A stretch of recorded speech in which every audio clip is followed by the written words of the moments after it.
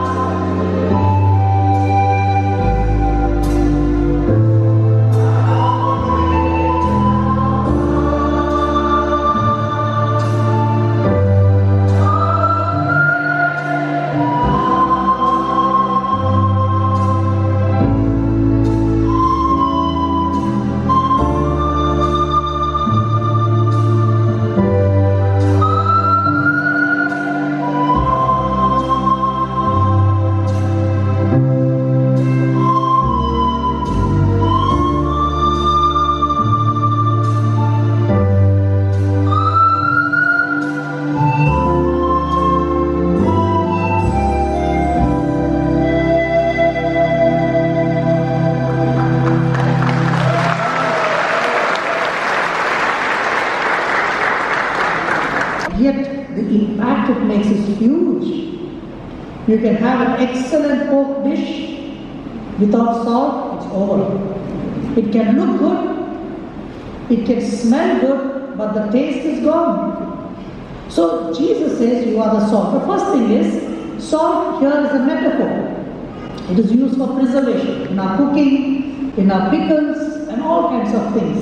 What does it imply is that anybody who claims to be a follower of Jesus Christ, we are called to be preservatives. That is, to preserve the society from further degeneration into something worse.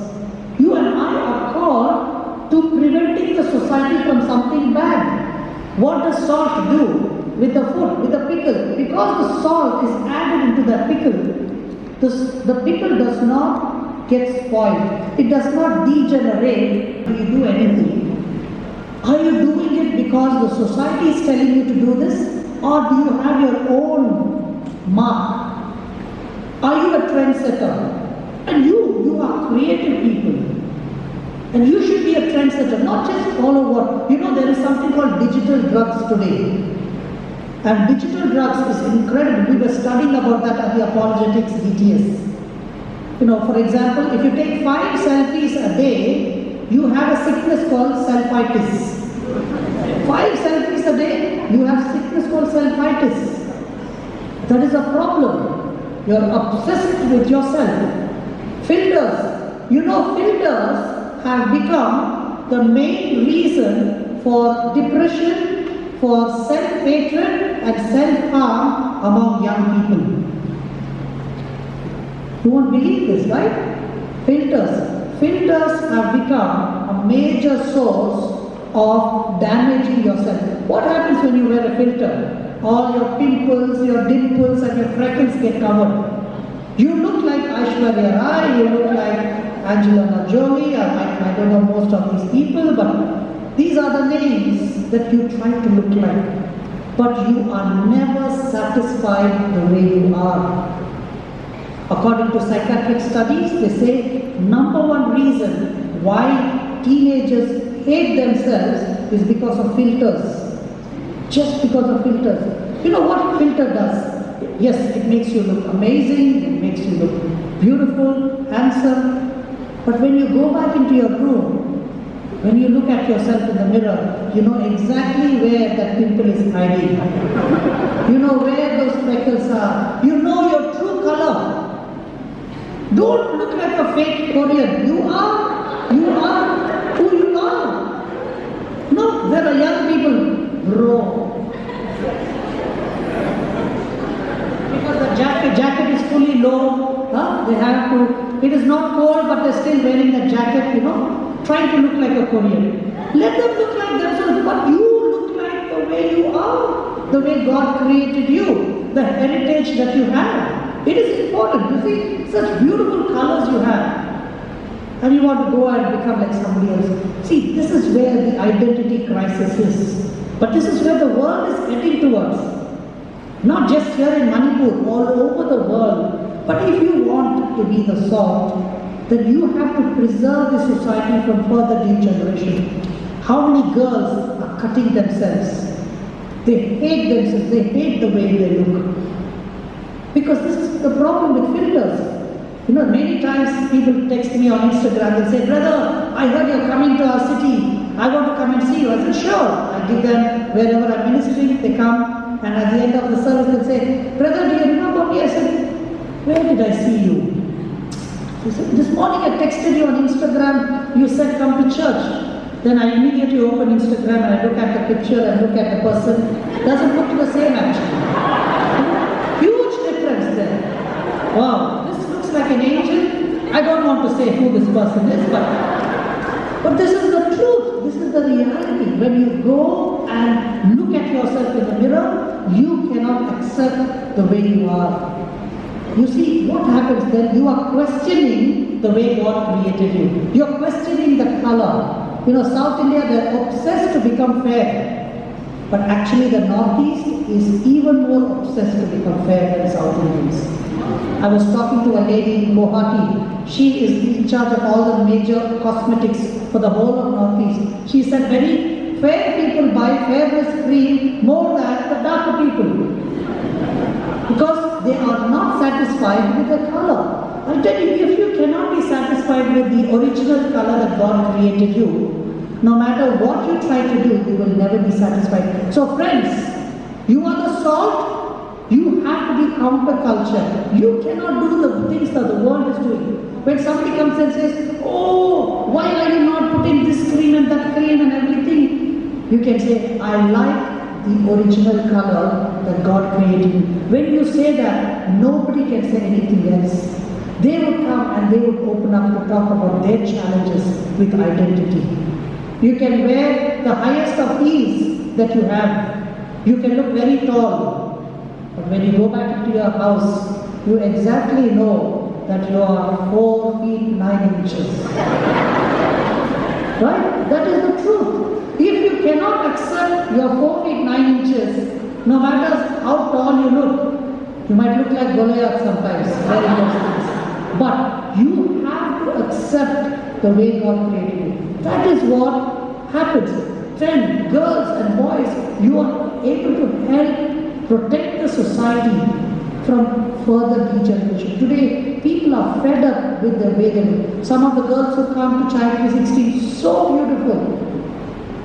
And they have cuts everywhere. They hate themselves. And I'm like, oh, you look so beautiful. They say, don't tell like that, brother, you're just trying to be nice. I said, no, you really are so beautiful. But they can't accept it because they're trying to become like the movie actors and actresses. No. So that's the thing. The second thing which I want to close with, I will close with a song on the pamphlet. Second thing is about losing saltiness. First thing is you prevent the society from further degeneration. The second is the Bible says if the salt has lost its saltiness, it is good for nothing. It is good to be thrown out into the field, trampled by horses. The same thing, if you and I, if we have lost our influence in the society, then we are as good as salt to be thrown out. You and I as Christians, we are not only called to preserving, but we are also called to being an influence.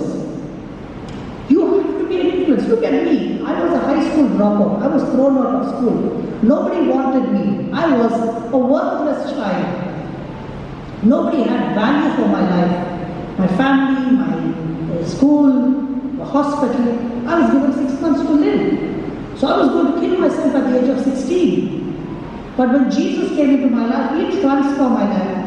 He did everything amazing. He even gave me an opportunity to write a book for the first time in my life. I was able to write. It's a miracle.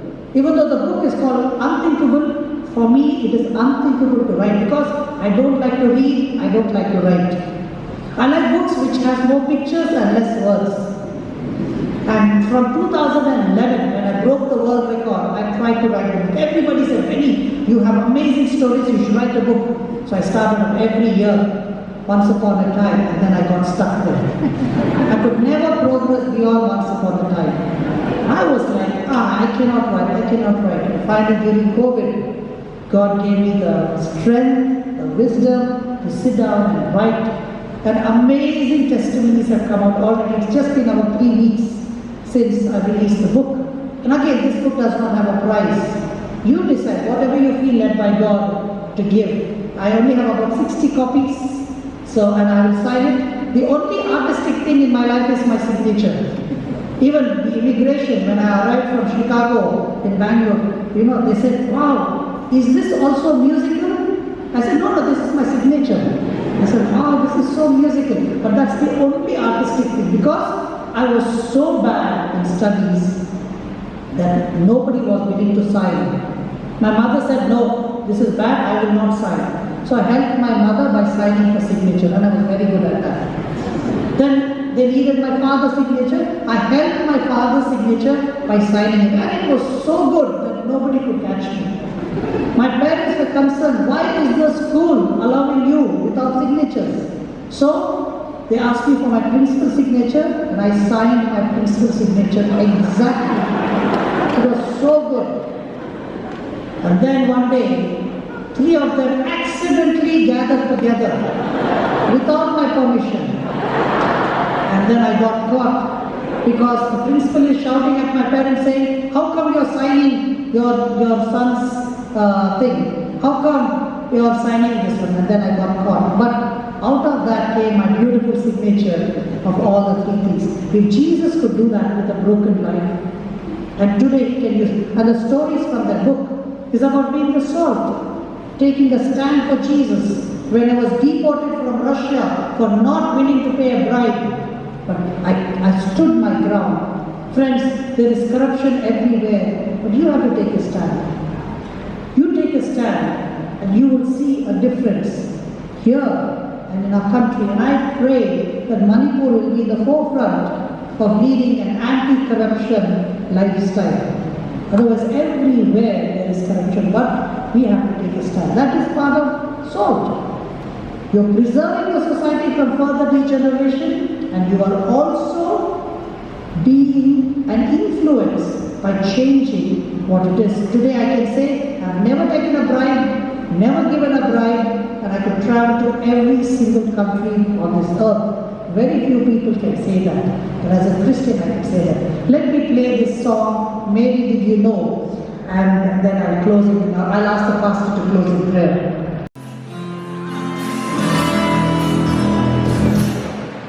Okay, from the beginning, please.